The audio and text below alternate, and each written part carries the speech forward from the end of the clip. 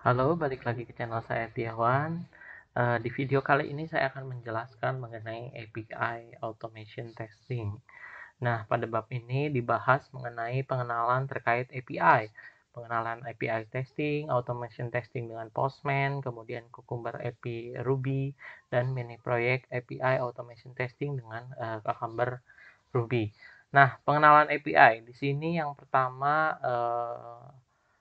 antarmuka pemrograman aplikasi dalam bahasa Inggris atau disebut sebagai Application Programming Interface yang disingkat dari API adalah sekumpulan perintah, fungsi, serta protokol yang dapat digunakan oleh programmer saat membangun perangkat lunak untuk sistem operasi tertentu. API memungkinkan programmer untuk menggunakan fungsi standar untuk berinteraksi dengan sistem operasi. Pada gambar 6.1, di sini terlihat bagaimana alur API berinteraksi, yaitu antara klien dan juga dan server ya. Di sini ada yang namanya API yang penghubung antara si klien dan juga si server. Web API di sini adalah salah satu penerapan API di dalam jaringan web. Web API digunakan untuk pertukaran informasi antara website, baik mengirim ataupun menerima data. Web API terdiri dari beberapa prosedur yang dapat diakses secara publik melalui protokol HTTP yang dapat direspon dengan data yang diminta. Format yang sering digunakan dalam web API untuk menerima dan mengirim data adalah format JSON dan juga atau XML. Nah, di sini status kode atau error dan message memiliki fungsi dan memberikan indikasi kepada klien pesan berhasil, error, atau pesan berupa data.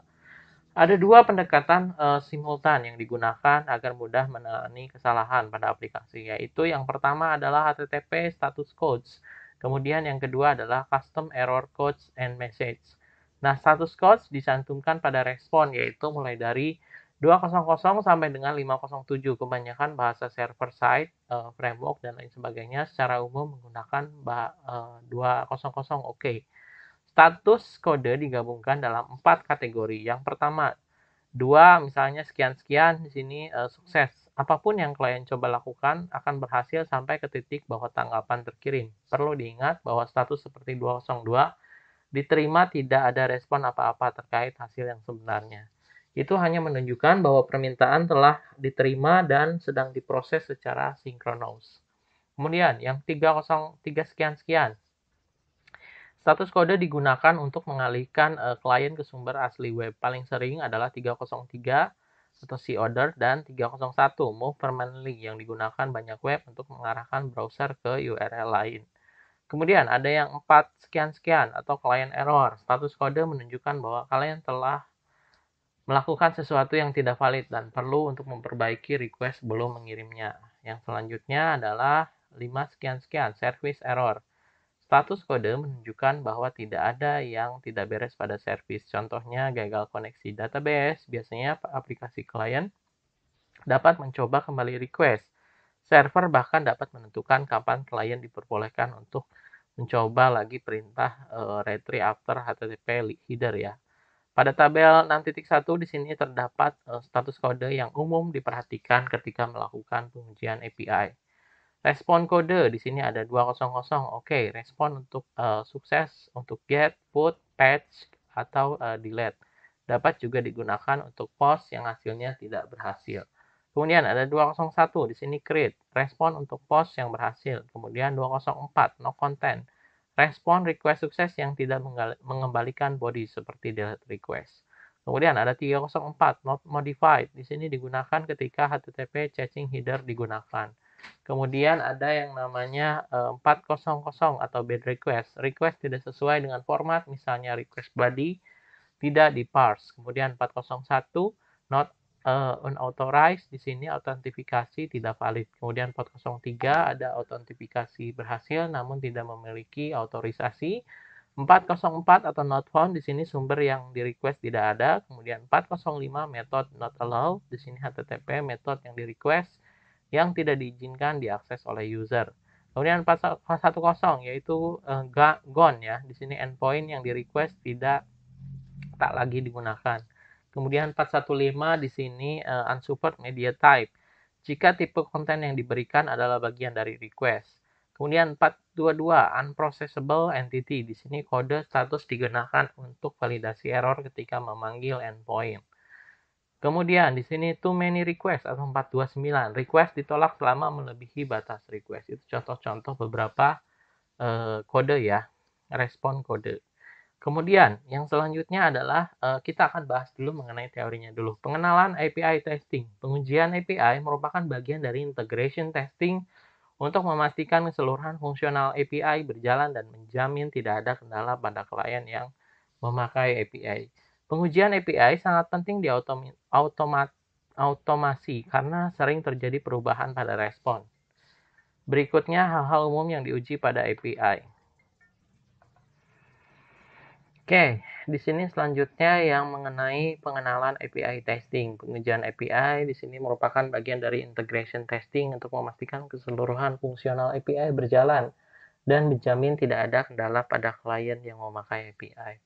Pengujian API sangat penting di automasi karena sering terjadi perubahan pada respon. Hal-hal berikut yang umum diuji pada API. Yang pertama adalah memeriksa nilai kembali API berdasarkan kondisi input, kemudian memastikan jika respon API tidak mengembalikan hasil yang salah, kemudian memverifikasi jika terjadi perubahan struktur pada data API tidak menimbulkan masalah pada endpoint lama dan baru, kemudian memeriksa kode status, pesan kesalahan, dan pesan sukses. Nah, yang selanjutnya yaitu mengenai automation testing menggunakan Postman. Di sini bagian instalasi ya, dimulai dari 631. Postman tersedia sebagai native application pada sistem operasi Mac, Windows, dan juga Linux. Untuk menginstal Postman, kunjungi halaman berikut di sini untuk yang penggunaan Kemudian klik download di sini untuk milih ya, choose your platform, pilih platform yang kamu inginkan, Mac, Windows, dan juga Linux. Oke, saya akan coba buka di sini. Kemudian di sini saya akan install. Saya pilih Windows yang sesuai. Kemudian tunggu proses download selesai. Sambil menunggu, di sini saya akan jelaskan mengenai instalasi Postman ya. Postman di sini bisa diinstal juga sebagai Chrome add-on ya. Nah, di sini sangat disarankan untuk menggunakan aplikasi native Postman. Dilihat yang sebelumnya. Tetapi Postman juga tersedia sebagai aplikasi Chrome. Aplikasi Postman Chrome hanya dapat berjalan di browser Chrome. Untuk menggunakan aplikasi Postman Chrome, Anda harus menginstal Google Chrome terlebih dahulu. Jika Anda sudah memasang Chrome, buka halaman di Postman, kemudian klik yang Web Chrome Store yang ini. Tapi saya sarankan gunakan instalasi yang ini ya, yang natif ya, yang di-download. Saya pakai. Oke, seperti ini ya. Jadi setelah kita install di sini, saya mau sign up pakai akun Google.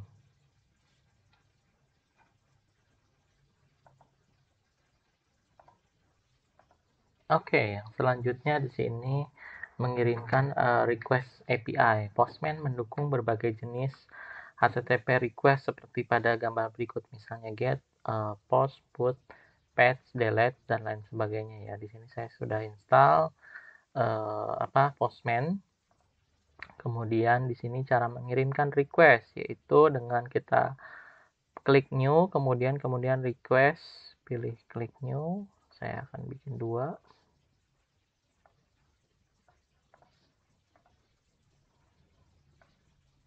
Oke. Nah, di sini saya pilih new. Nah, di sini ada yang namanya request ya, create a basic request. Setelah klik request akan muncul tampilan pop-up seperti gambar seperti ini ya. Kemudian tuliskan nama, deskripsi, dan collection request. Di sini ya, saya akan coba tuliskan nama get Postman. Kemudian contoh deskripsinya sample request.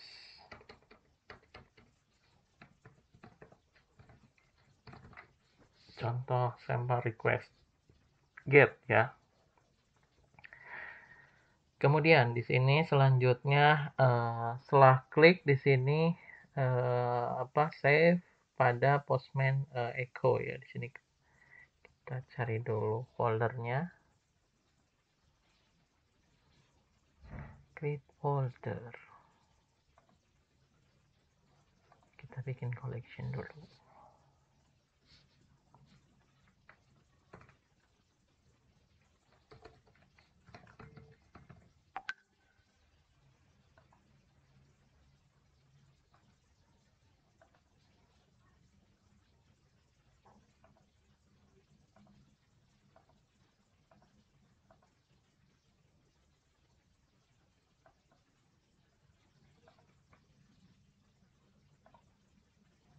Saya delete dulu, ini salah nama collectionnya. Saya ulangi lagi.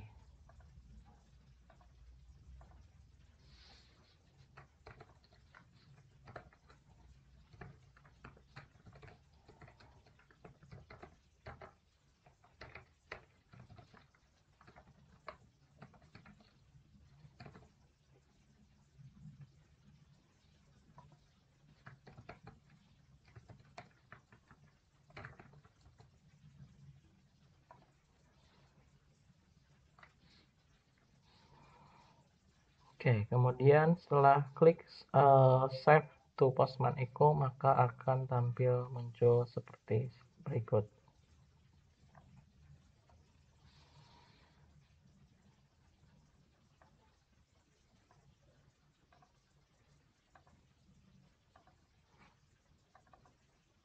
Seperti ini ya. Nah, di sini masukkan salah satu contoh URL http postmanecho.com.get/.get, kemudian klik button biru, di sini ada send.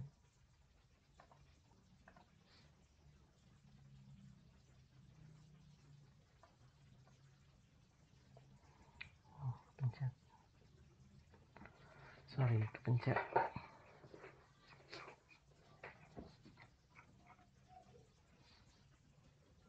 Saya ketik aja deh biar tidak keklik.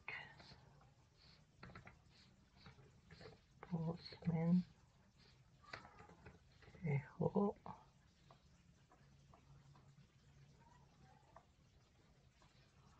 echo.com/get. Kemudian klik set. Oke. Sudah sama ya, muncul tampilan send request Postman. Nah, meskipun ada sedikit hal yang perlu diingat saat menulis tes, Postman mencoba untuk membuat proses lebih mudah dengan daftar cuplikan yang biasa digunakan di sampling editor. Anda dapat memilih snippet yang ingin Anda tambahkan dan kode yang sesuai ditambahkan ke editor teks. Ini adalah cara yang bagus untuk membuat kasus uji dengan cepat. Jika Anda ingin melihat format kode tertentu dari request pada Postman, maka tinggal klik link kode di bawah button send ya. Nah, ini dia link kodenya. Kemudian halaman pada kode snipset adalah sebagai berikut. Ini contohnya. Pada halaman kode snipset, kita bisa memilih tampilan kode dalam bahasa tertentu sesuai dengan kebutuhan. Pilihan bahasa yang dapat kita gunakan dapat dilihat pada gambar 6.1. Ini kalau misalnya kita coba di sini kode, di sini ada pilihan bahasanya yang mau dipakai bahasa apa. Kemudian next, di sini collection, environment, dan variables. Di sini collection adalah sekumpulan request yang disimpan yang dapat diatur ke dalam folder agar lebih terstruktur. Kemudian cara menambahkan collection seperti apa? Di sini klik new di sini. Kemudian ada yang namanya collection. Nah, di sini new, kemudian pilih collection, kemudian klik create ya. Setelah mengisikan nama dan deskripsi pada collection. Di sini contohnya tentang testing collection. Kita bikin collection. testing collection.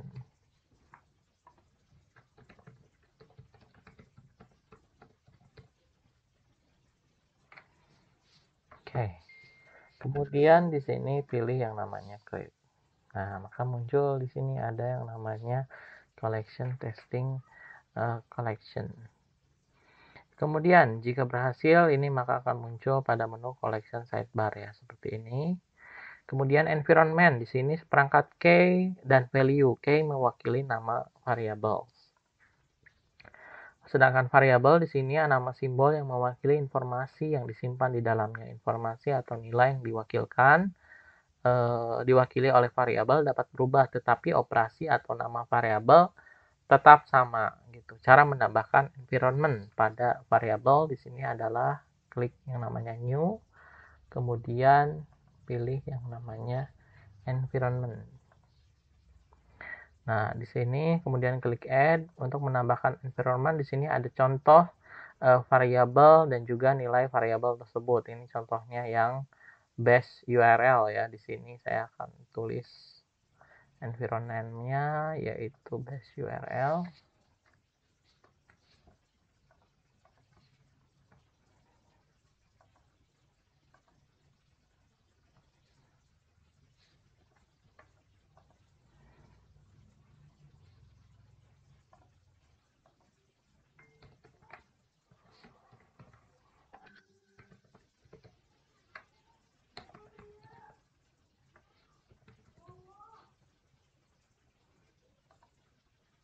Nah, seperti ini ya.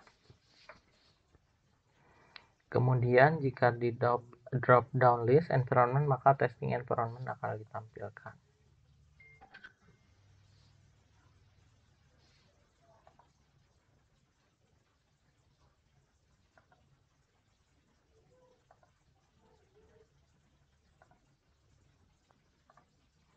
Nah, seperti ini ya. Jadi kita sudah punya yang namanya base URL, environment. Kemudian di sini selanjutnya adalah cara memanggil variabel dari Postman.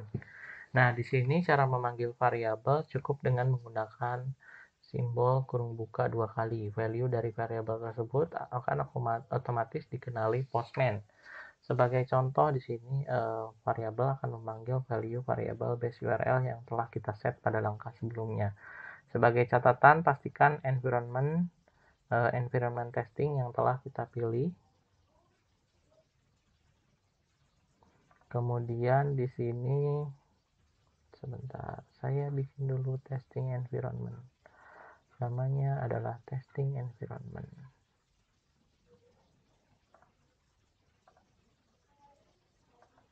Saya bikin dulu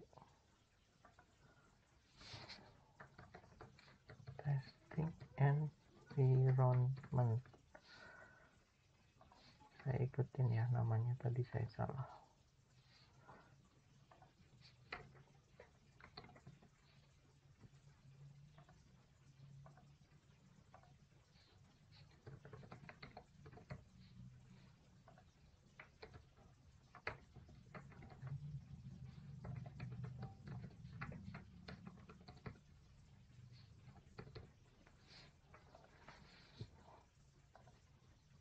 Oke, yang ini base URL saya hapus dulu.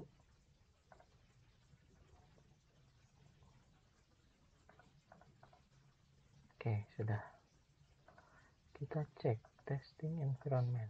Oke, sudah ada.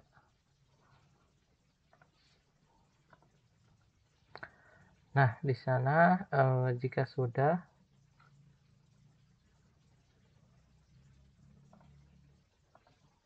oke, selanjutnya di sini cara memanggilnya. Contohnya di sini menggunakan get kurung buka 2 kali, kurung kurawal. Kemudian di sini ketikkan base URL. Kemudian kurung kurawal tutup, kemudian /get. Nah, oke, kalau sudah kita send.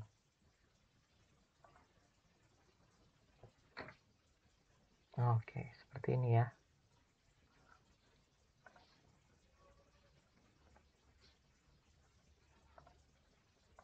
Oke, seperti ini di body.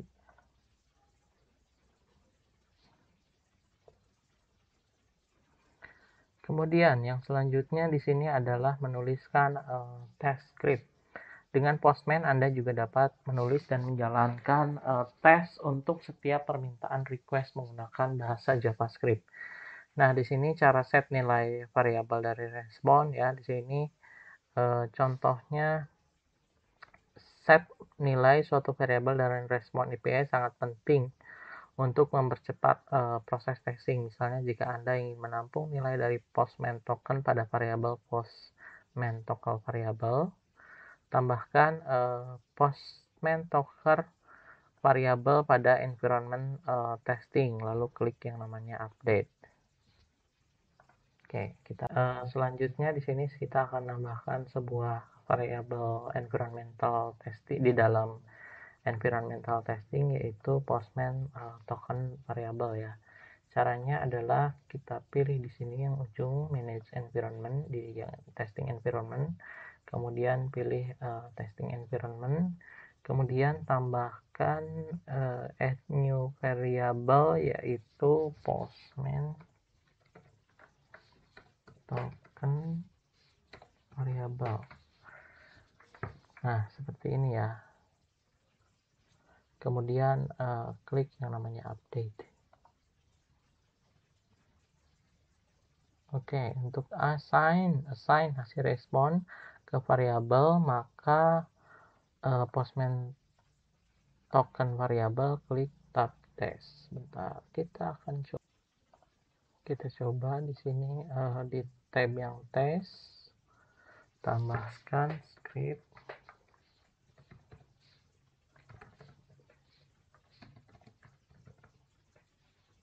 JSON, kemudian parse,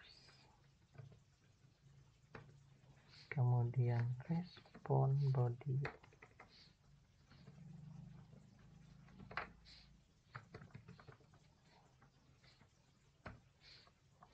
Postman, kemudian state environment. No set next. Set environment variable. Kemudian Postman token var.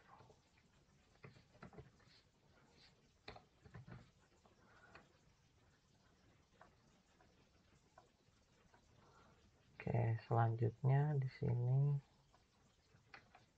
koma JSON data headers.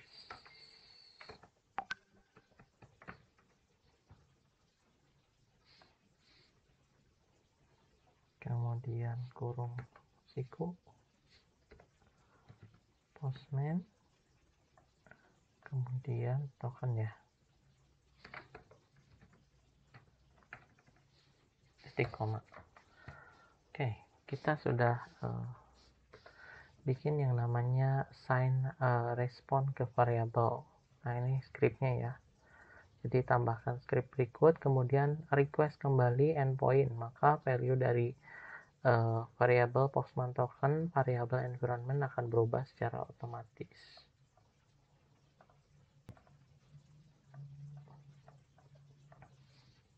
Kita request kembali.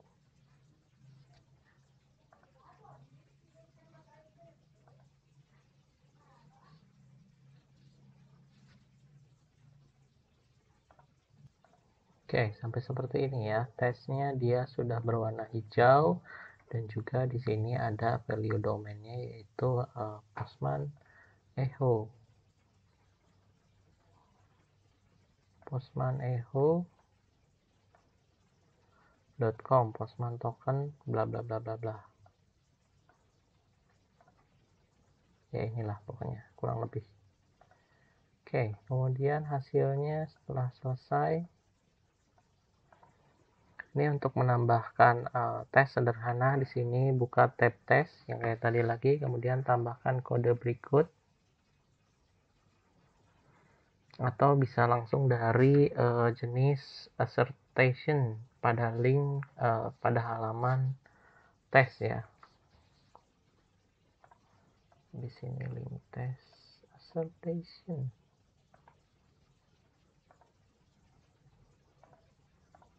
Nah, ini ya di sini ya. Jadi kita pilih di sini ujung ini. Nah, ini dia. Seperti ini ya. Ini kalau mau nambahin klik gitu. Oke.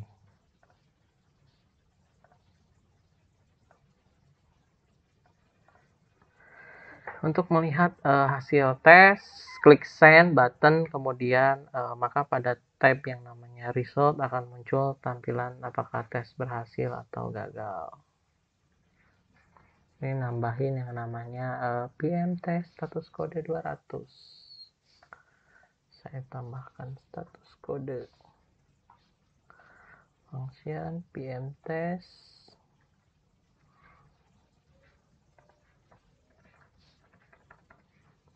dilewat sampai baris ke-6 ya. Nggak apa-apa, saya ikutin sampai baris ke-6. Oke, PM test status code 200 function bla bla bla. Oke, kemudian klik send button pada tab result.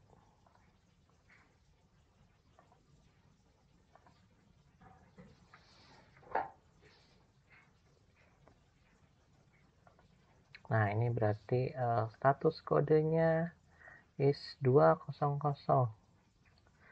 Jadi sudah berhasil ya.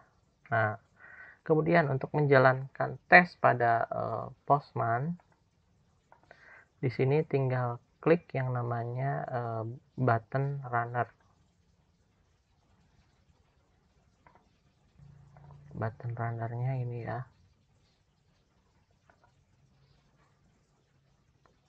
Oke. Maka akan muncul tampilan seperti ini. Sudah sama ya. Kemudian akan muncul tampilan pada halaman runner. Halaman runner di sini pilih Postman Echo sebagai collection yang akan dijalankan. Postman Echo. Kemudian sebagai collection yang akan dijalankan pilih environmental testing. Testing environment. Kemudian ini ya, yang ini. Kemudian setelah itu pilih yang namanya button run Postman Echo. Postman Echo. Nah, ini akan menjalankan Postman Echo. Oke, sampai seperti ini ya. Jadi ini apa namanya, sudah ada recent runs-nya juga sudah 4. Next yaitu tentang penggunaan Newman untuk instalasi Newman. Nah, ini integrasi dengan Newman. Newman merupakan salah satu library dari Node.js. Nah, ini kita akan lanjutkan ke sesi chapter berikutnya ya, chapter 2. Terima kasih banyak. Mohon maaf apabila ada kekurangan. Saya tutup. Wabillahi taufiq wal hidayah. Wassalamualaikum warahmatullahi wabarakatuh.